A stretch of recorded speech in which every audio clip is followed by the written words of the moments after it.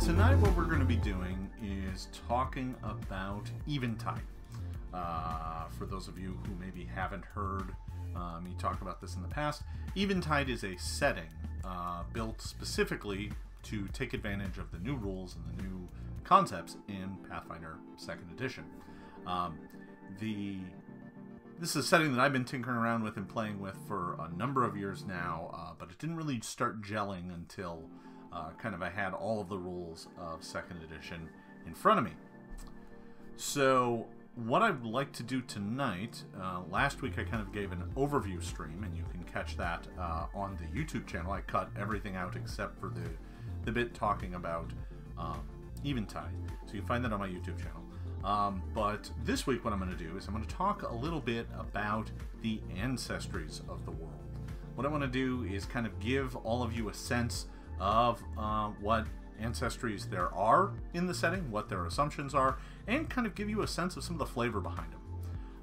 Some of this won't make entire sense because you don't have a full picture of the world, but for those of you who are kind of interested and approach things from kind of a character-first perspective, this should give you a sense of the people of the world. I kind of talked a little bit about the history last time. This time I'm going to talk a bit about the people, the ancestries that you can choose. Now, as I mentioned before, this isn't a setting where I'm just going to start putting out things that, you know, you might expect in the game, but Paizo hasn't gotten around to put out yet. So I'm not doing an orc ancestry, because guess what Paizo's going to do? An orc ancestry. We've already announced it in the advanced player guide, so I'm not doing that. But any of the rules I create will be rules that are specifically tailored to this world. Now, could they find a home in a different world? Sure.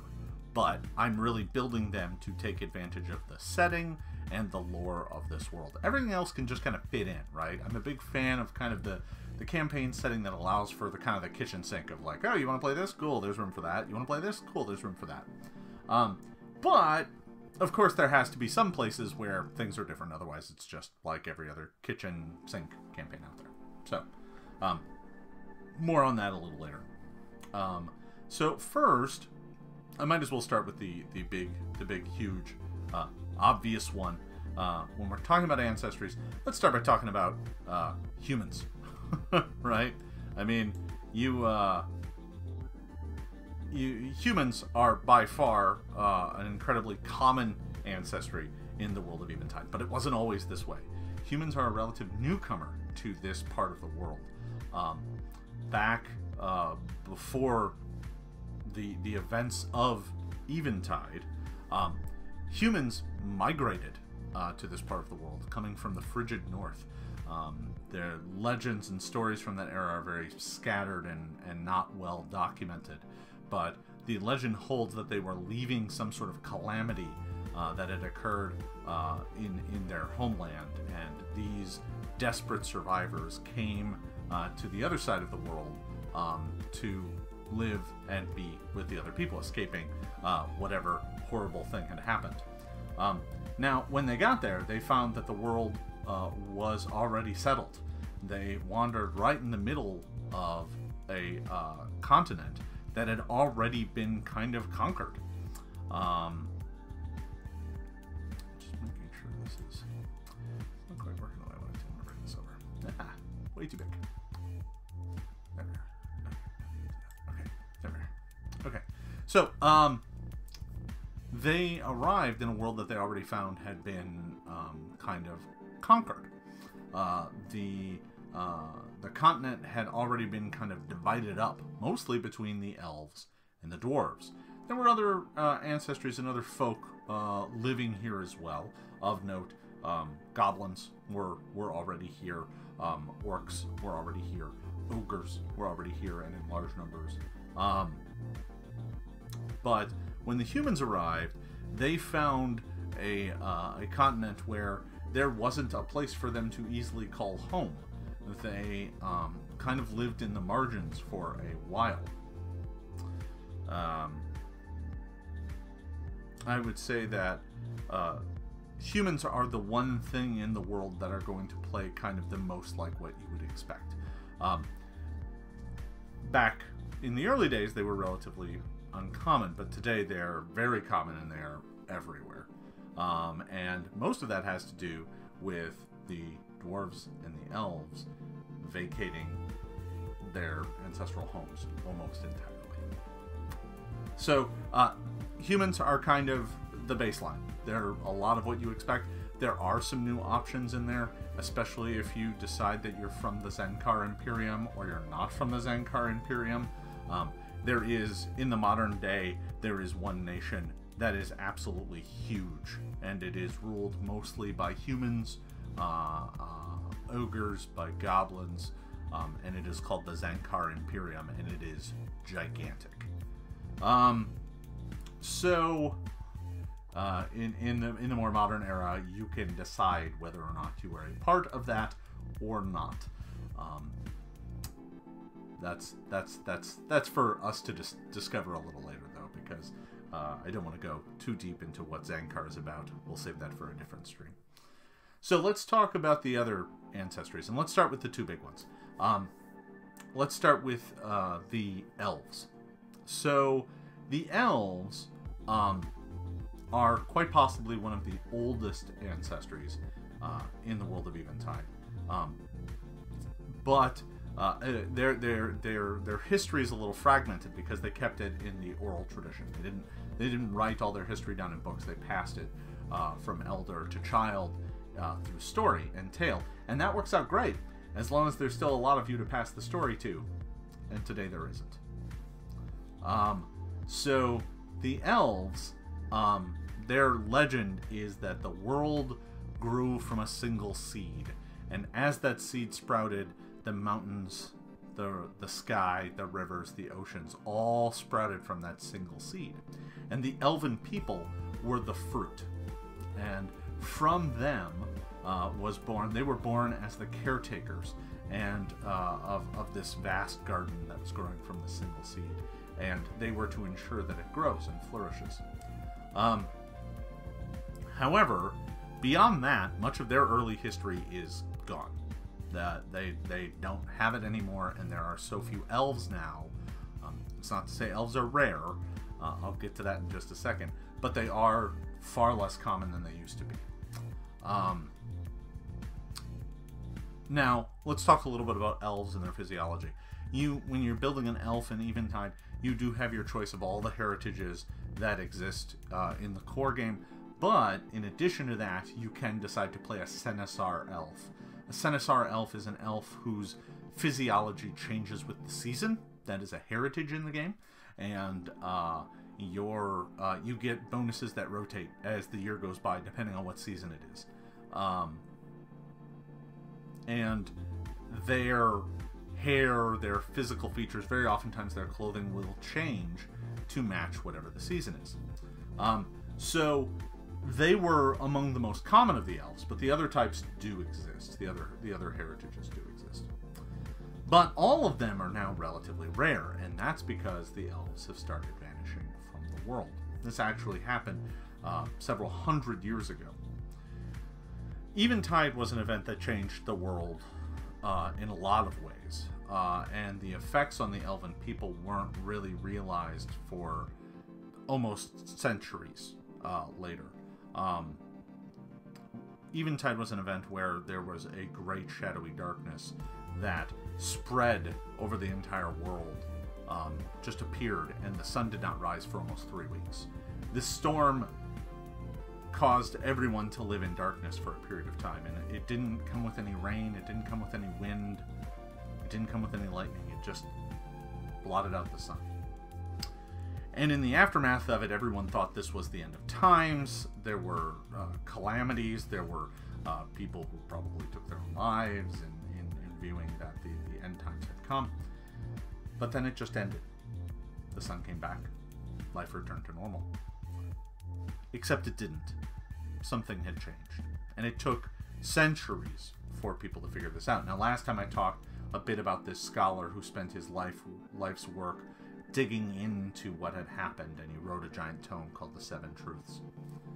Well, the first truth is magic is dying, and those who rely upon it are dying too. Now,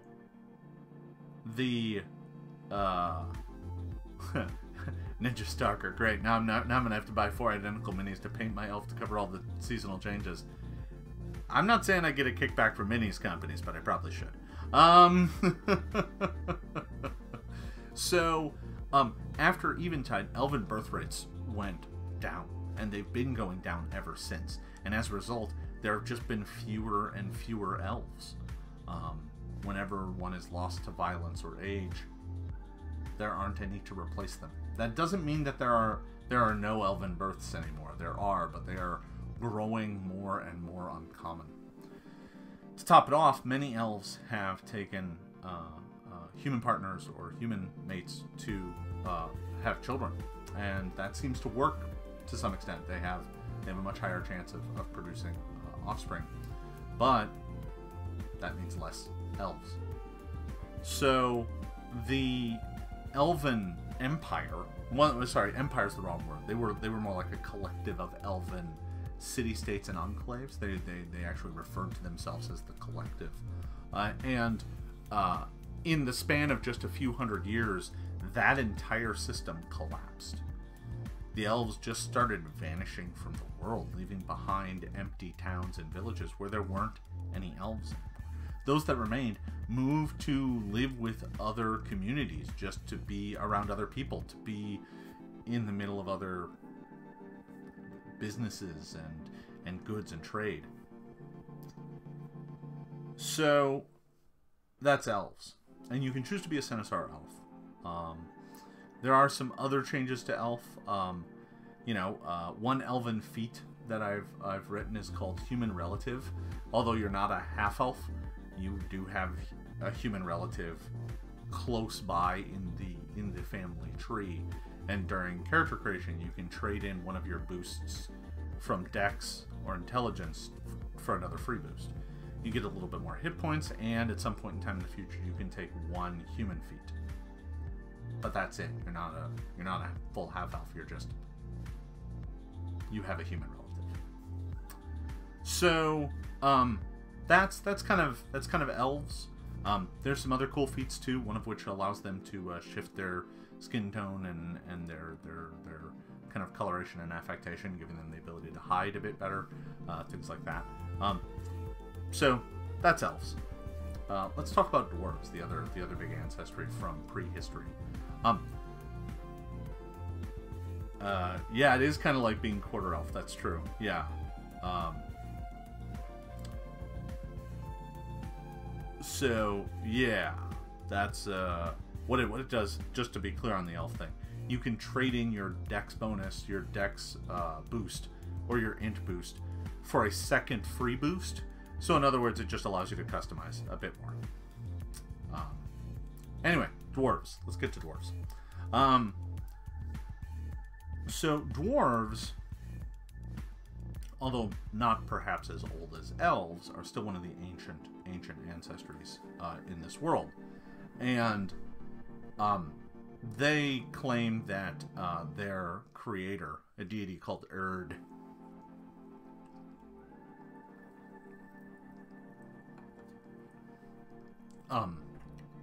literally carved them from the rock, and sent them to the surface to explore the world and build his skill and craft to the people of the world. And that is why for dwarves the act of building things and making things is sacred. That's a sacred thing for them.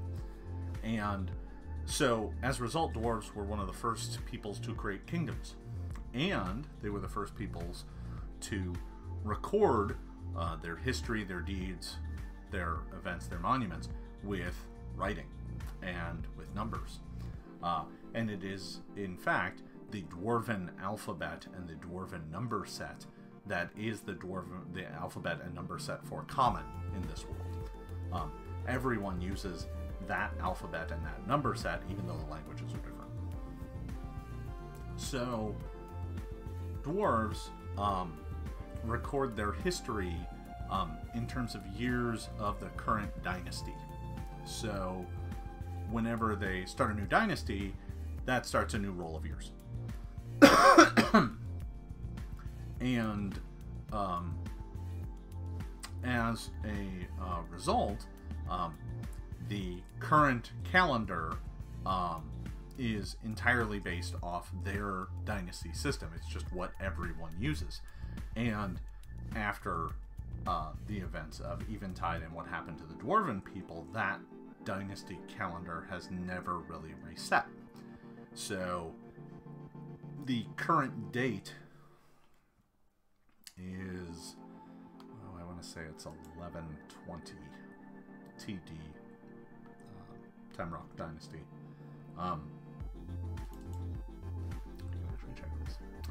Yeah, it's 1120. So the current year is 1120 TD, but that dynasty died out a long time ago. It was just never replaced. So the calendar has just kind of rolled on with that year because Eventide happened in 276 TD. For the Dwarves, after the events of Eventide, something entirely different happened. They still started having children, but they felt a calling, a desire to leave the wide open surface area alone, to leave it behind. And dwarves returned to the earth.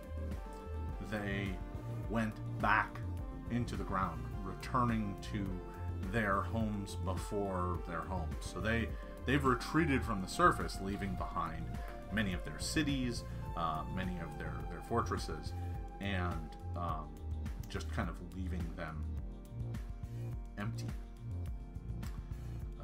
And yes, the date is, I'm going to play the same trick. 11/20, this will be coming out in 2020, so I'm going to keep the roll of years roughly the same. So for dwarves, they just went home. And what is odd and unusual is those dwarves who return to the ground, return to their roots, they don't come back.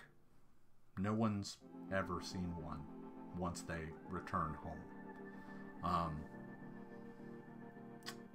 Leaving those dwarves on the surface either being intentionally deciding that they're going to ignore it and staying on the surface, or they have some other reason, or maybe they don't have that kind of ancestral urge to return back to the stone, to the earth, to the vaults deep beneath the ground. So, and that led to a feat. There's a feat called Dwarven Orphan. That basically just means that you've been left up on the surface and live with a different culture and kind of have different things because of that.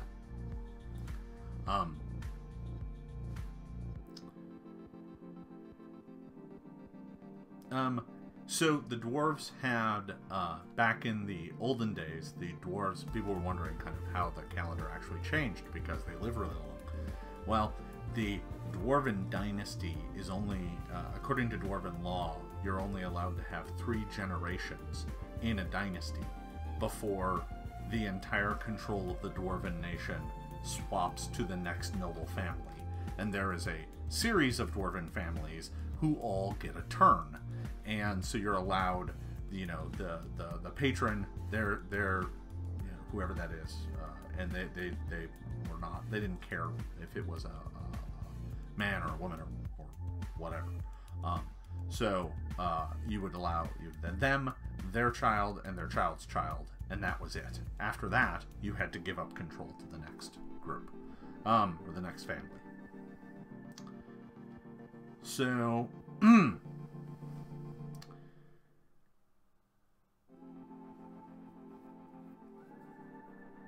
there is something akin to Dwarven House Astrology, that's right. Lysmith has got the right of it. There is a thing with this Dwarven Wheel of Astrology. Hey there, Holba. Thank you for the bits. I appreciate that. Alright, so I've talked about dwarves, I've talked about elves, I've talked about humans. Let's talk about some of the other ancestries. I'm a little lighter on some of these, but I want to give you a sense of what you'll be able to expect. Yeah, Lysmith asked for halflings, so let's go to halflings next. Halflings, the halflings in Eventide are migrants, kind of like humans, but they didn't come from the north. They actually arrived here in boats from their home. All halflings originate on an island called, let's see if I can get this right, Helen Anthis.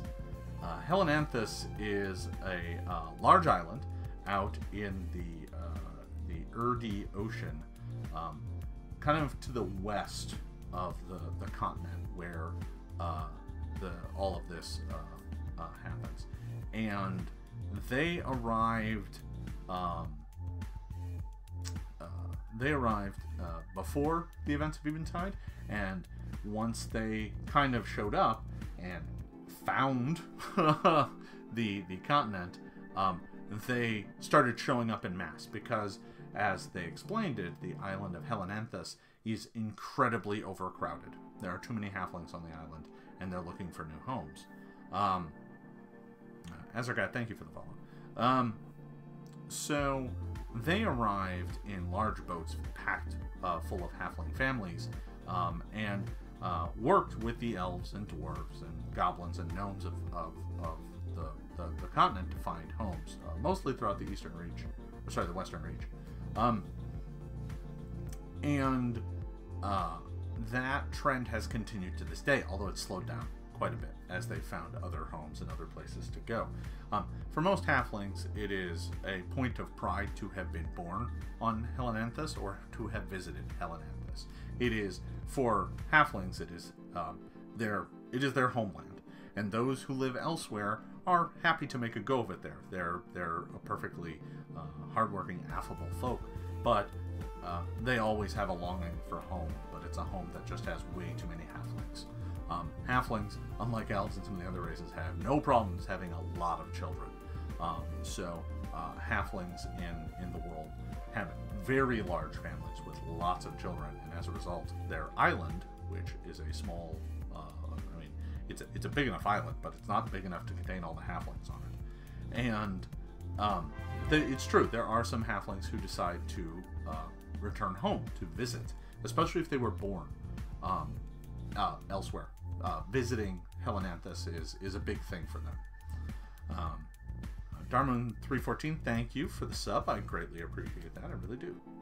So, today, halflings still arrive in the central continent. Mostly in the port city of Belcrash.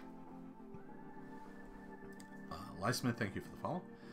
So they arrive in the port city of Belcrash, where they must go and pay homage to the only member of the royal family living outside Helen Anthis. There is precisely one, and he is the self-proclaimed Lord of Wideland, which is what the halflings call this part of the world, Wideland, because it's very wide. And his name is King Vodric IV.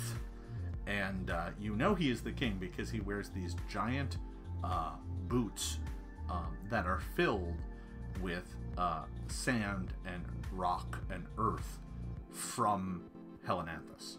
So he is always on Helen Anthis. He walks on Helen Anthis at all times. And when you first arrive as a halfling in the world, you must go and pay homage to King Vodric IV. As he walks around in his giant boots filled with the sand of his homeland. Of course, there are people who are like, no, that's probably any sand, this is a bunch of bull, but whatever, right, it's halflings. So, but other than that, halflings are kind of what you expect them to be. Affable, friendly, funny. But that's kind of their thing, is that they're all kind of outsiders here. Humans don't feel that way. Humans have created giant swaths of the continent that are their own, and they call those home. The halflings never refer to Wideland as home. They always refer to Helen Anthis as home. So, Alara, they do actually have some seafaring and island culture. They do build some of the best boats and things like that. The halflings are really big into living and working on the water, but there's plenty that don't. heavy are the feet that bear the boots, Lysmith. That's really funny. That's hilarious. All right, so I'm gonna put that in the back of my head. All right, so all right, that's halflings. Let's go to goblins. Kaffa, I see you talking about orcs, but I actually don't have a section about orcs in here just yet, and that's because the rules for orcs are not a thing that exists right now that I can reference. So I'm not going to be working with orcs just yet. Orcs do have a place in the world. Trust me, I've got some ideas for it, but I can't work with those until orcs come out. So, all right, let's talk about goblins though, because goblins I certainly can talk about. Now, goblins are kind of a tricky beast. The core goblins are so identifiably part of Paizo and Galarian that for goblins to work here, I've got to kind of do some different things with them. And so goblins have been a part of the world for a long time. They were here when the elves first started forming their collectives. When the dwarves started expanding, the goblins were here. But they seem to have never like stood up and said, we were here first. That's not kind of their shtick. They live in deep woods, they live in lowland swamps, they kind of like those areas. That's not really much of a surprise. So as a result, they kind of live mostly in an area of the Valen Wood, kind of to the west, and a giant swamp called the Midgemarsh. That tends to be where they tend to live. Now, no one quite knows what the history of the goblin people are or is, because of a little interesting quirk with the goblin people. They, every goblin clan has its own creation myth. All of them do. And they each have a clan history that is somehow inexplicably tied back to the very beginning of creation. Like the very beginning of the world somehow has this goblin clan involved. Every clan has this story, and every story is different. They're all incredibly outrageous and ridiculous. Midgemarsh is one word. Lysmith, that's one word. In fact, the more ridiculous, the more outrageous it is. Like, there's a goblin clan that claims that at the beginning of the world, there was only a frog and a bat. And the frog and the bat fought each other. And from their blood that fell down to this rock, their blood mixed together, and that's how the first goblin was born of this clan. Right? It's things like that.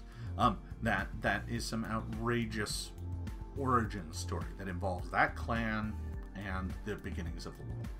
And when they gather together, when the goblin clans gather together for whatever great meeting or story that they're having, they often have a contest to tell their stories to each other, and then they vote on whose is the most ridiculous.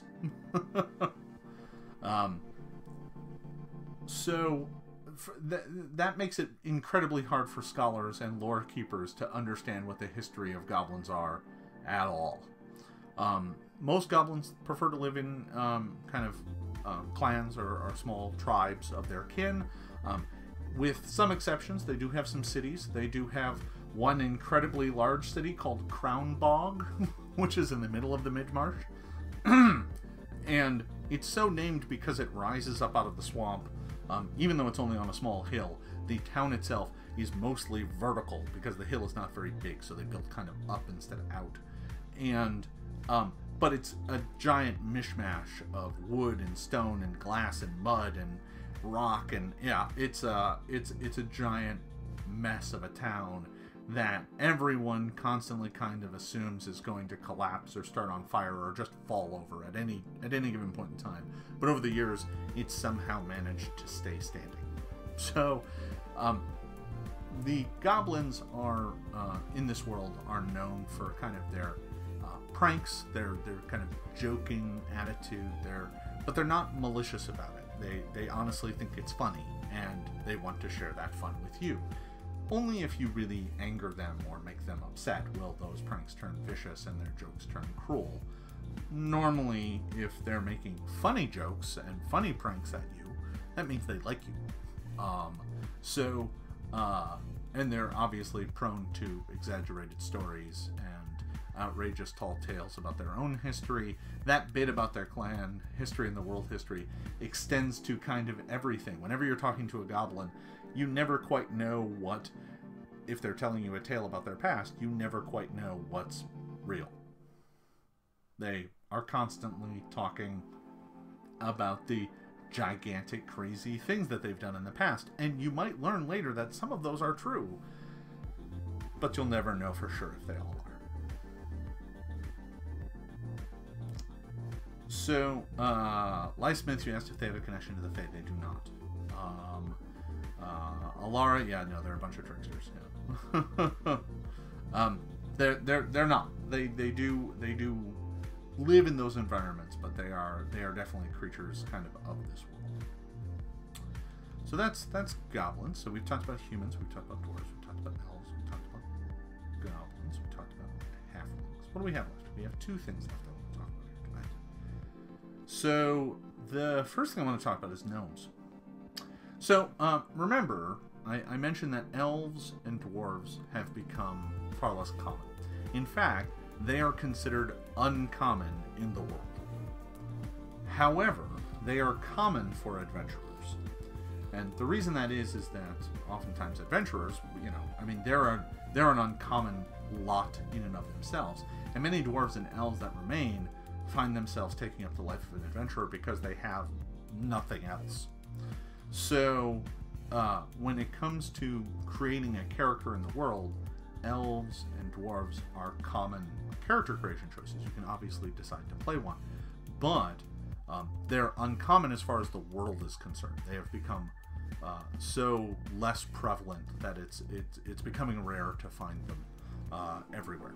So uncommon is the right designation there. Yeah, Lysmith, that's about right. Uncommon PCs, or common PCs, uncommon NPCs. That's about right.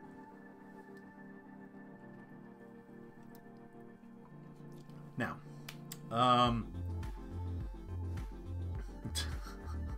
I don't have any Leshies in my world yet, but I'll keep that in mind, Applebee's. So, let's talk about gnomes. Gnomes are rare. Gnomes are almost non-existent. And I'll tell you why. I'll tell you a little bit about why. Because no one quite knows. But shortly after the events of Eventide, gnomes as a people started having problems. They started to become very morose. Many of them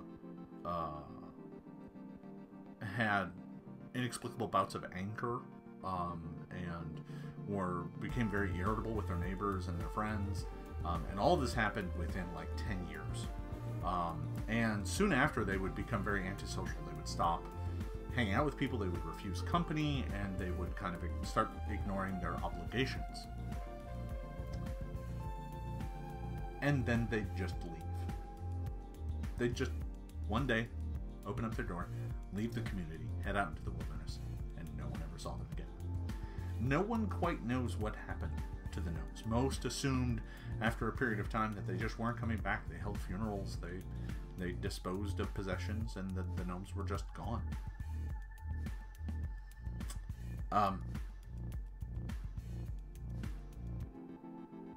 Today, gnomes are a very rare thing. That doesn't mean that they don't exist, but most people now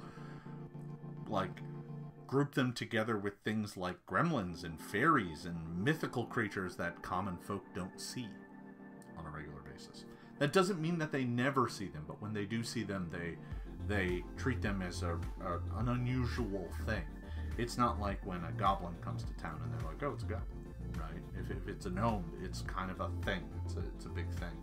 So, and those that there are seem very detached. They seem very kind of lost. But other than that, gnomes are gone. They just aren't in the world anymore. Darmoon, it's not because I don't like gnomes. I guarantee you it's not because I don't like gnomes. That's mostly just a joke.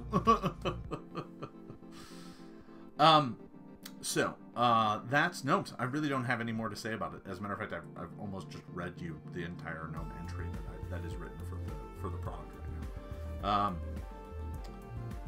Aw, they are still precious, Lesmith. That's true. So the last thing I want to talk about though is Gloamlings. So Gloamlings are a brand new ancestry in the world of Eventide. Aholaba, I'm sure Tengu exist, but I haven't figured out what they do yet. There's a lot of ancestries I don't have all the answers for just yet. I'm still working on it. But I love bird people, so, you know, we can work with that. So, Gloamlings. Gloamlings are one of the kind of newer folk in the world. As a matter of fact, from all of the ancestries that I've talked about, Gloamlings only started appearing for, I think it's about 400 or 500 years ago. And for their part, their history starts right around there. They are pale-skinned. They're very short. They have their skin is kind of almost a lightish grayish color, but their accents, their skin is accented by either like pale rose colors, pale purples, or pale blues. So they'll have that like on the tips of their ears, which are slight but pointed. They'll have that like on the tip of their nose and in their cheeks. They're almost entirely hairless. They have kind of bigger hands and bigger feet. So Gloamlings just started kind of appearing. They spread out from the Valen Wood and have since kind of spread out across the continent. And they are kind of a nervous folk. They're kind of distrusting, or it seems like they're distrusting of others, but what actually ends up happening is they're so kind of nervous around other folk and unaccustomed to being around taller folk that most kind of don't trust them. They're worried about them because they don't seem comfortable in any situation. But when a Gloamling kind of takes to you and wants to show that a Gloamling likes you, they don't just talk to you. They will do things for you. They will do small chores for you, or carve small things for you, or do small tokens for you that show that they kind of care. And if you reciprocate, if you do things for them, then they kind of open up and they kind of treat you as one of their own. But some people, having realized their kind of nature in this, have taken advantage of them over the years, and that's not good. Gloamlings are they have dark vision, but they're colorblind. They cannot see color, but instead see everything in a myriad of grays. They mature very rapidly, but they don't learn all the intricacies of the society that they're in. They're very kind of uncomfortable in those sorts of settings. In smaller communities of their own, they kind of will group together in tiny enclaves that tend to be incredibly colorful when you bring light to them, but they tend to keep it pretty dim and they can't see color anyway, so they don't even kind of realize that it's brightly colored. For them, they have kind of an odd community, but generally, thank you. But generally speaking, they are, when they form a bond with someone, that's a bond that they will keep for their entire lives, unless it gets violated or broken in some way. In fact, if you do a very grand gesture or save the life of a Gloamling, they might form this kind of life bond, living bond thing with you, and will follow you around desperately trying to repay the service. So Gloamlings don't, have a tendency towards good or evil or anything like that, but they do tend to be kind of chaotic in nature. All of the Gloamling heritages are very physical in nature, so you might have a Gloamling that has bigger eyes than normal, allowing it to kind of see in even magical darkness. But everything's still concealed, and it takes a penalty on perception checks, but it can still kind of see. You might have a Gloamling with very large feet, which gives a bonus on acrobatics and balance checks and things like that. You might have a long-fingered Gloamling whose hands have an entire extra joint, whose fingers have an entire extra joint, giving them a bonus to disarm traps, a bonus against disarm attempts and a bonus to pickpocket items. No, Kilgrave, they're nothing like that. No, it's not that they're Gully Dwarfs are often portrayed as not very bright. Gloamlings are very smart. As a matter of fact, intelligence is one of their ability boosts. So they are very, very smart, very, very, very clever. But they're just not great in social situations. They just kind of don't get it. Some of their feats even speak to that, right? Having like more distant emotions, or an insatiable curiosity, or they even have the ability to take a feat at first level. They have to take this one at first. That gives them shade sight, which allows them to actually see better than normal when in dim light, and when the target that they are looking at is in dim light. So they have a better chance of seeing things that are in dim light. Not bright light, not dark light, dim light.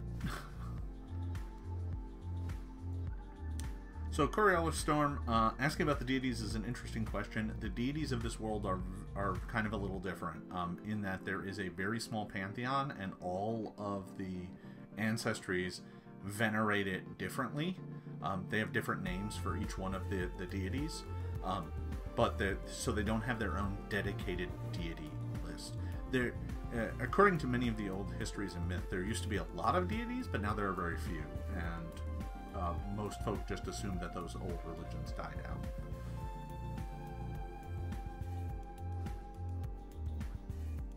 out. Gloamlings do not have any large cities or communities of their own.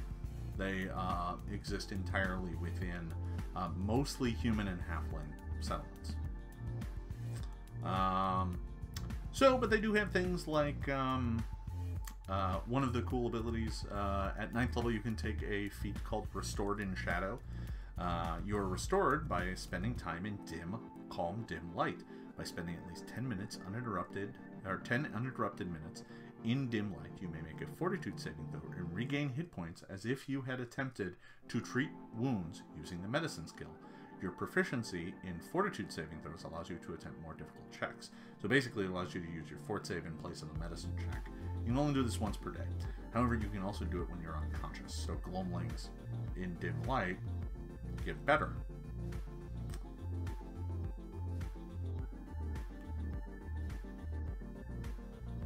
Do the deities have specific names, or is it a sort of figure it out? There are specific names. Generally speaking, depends on the culture. The deities don't seem to mind. Kappa, there might be something akin to 5 deities. We'll see. I'm not going to talk too much about deities tonight, primarily because a lot of the work on that is still very light, very sketchy. So I don't want to get too deeply into it. There's some feats that you should expect to see, like weapon. There's like Gloamling weapon familiarity. So they are trained with the main gosh, the rapier, the short sword, and the whip. And any Gloamling weapons. So there will be some Gloamling weapons in the book for you to play around with. So,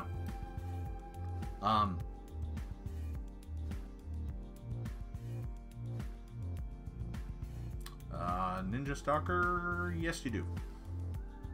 Because because it doesn't say you don't. But I don't know, we'll see. I should note, to folks, while I'm working on this, first of all of this material is by no means final. A lot of these are like my first or second revisions on some of this material. So some of it's very new and very fresh. And in fact, the act of talking about it with all of you helps me reconsider a few things. So even from what I've said here, a couple things have changed from what's written. So, yeah. Appleys, they don't. No. They don't have any penalties in full daylight. They don't necessarily have an affinity for darkness. They actually kind of like it just dim. they don't like it bright. They don't like it dark. They just kind of like it dim. So, yeah. So yeah, that's Gloamlings. Gloamlings are actually one of the few pieces that is almost entirely done.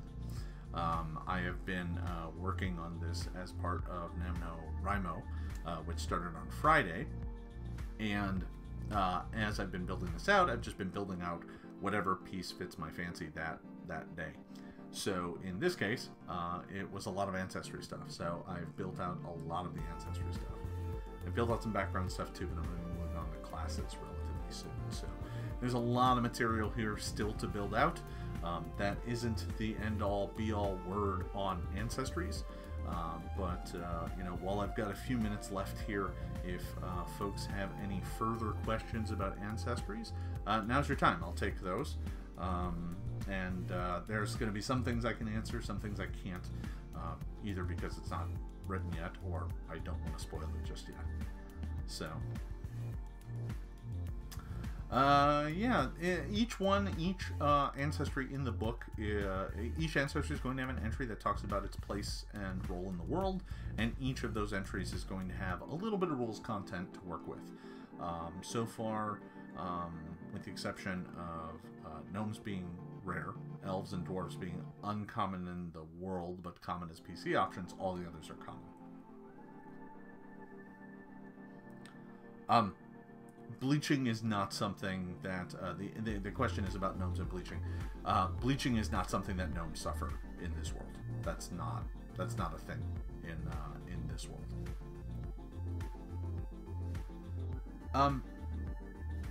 Alara is asking whether or not there will be plain touched ancestries. Let me answer this in a more global sense, because there's a lot of ancestries that you might think of that I haven't talked about. Orcs, plain touched, Tengu, plenty of stuff. I'm not probably going to be covering a lot of rules or even content on those in this first offering, for a couple reasons. First of all, there's no official 2nd edition Pathfinder rules about these ancestries yet. So talking about them now is kind of a little bit premature, because I don't have the final implementations to work from. So I kind of just want to leave them be. I know that as a concept they have a place in the world, because most of them are already extant in terms of like monster stat blocks and stuff. Like I have orc stat blocks, so orcs exist in the world just like ogres do.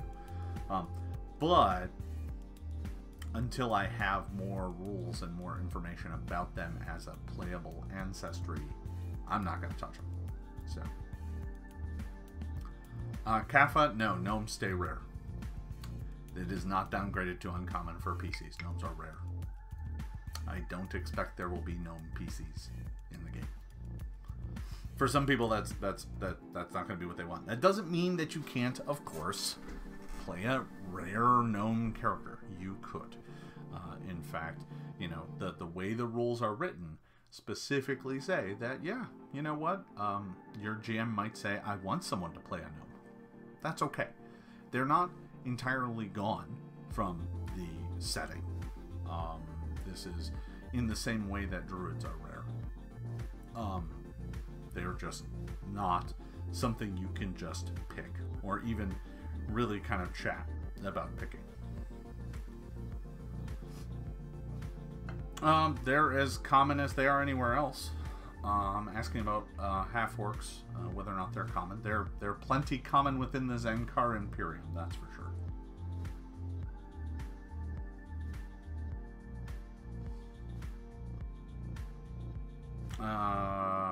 Yeah. Arcadis, I'm not entirely sure what question you're asking. The world lore and the world story all kind of plays into everything, right? That's kind of my entire jam when it comes to building world content.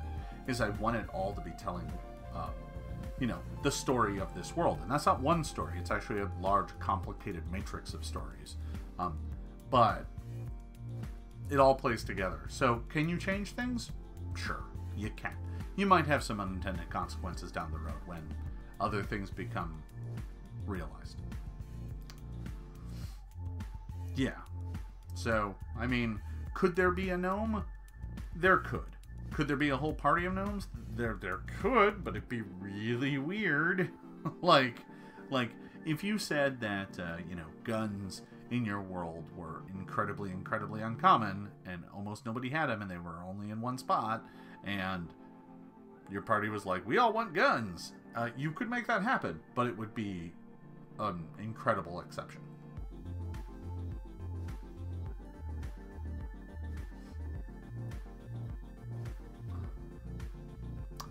Are you going to have as many variations on human?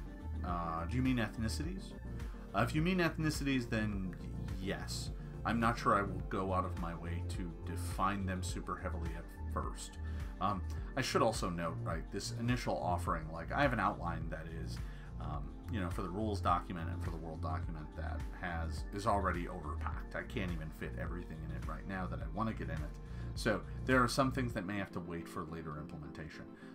As far as ethnicities of the various the various ancestries, absolutely. And it's not just humans either. Ethnicities exist across all of the ancestries to one extent or another. I think, now that I make that statement, that might not be 100% true, but it's close to true. So yeah.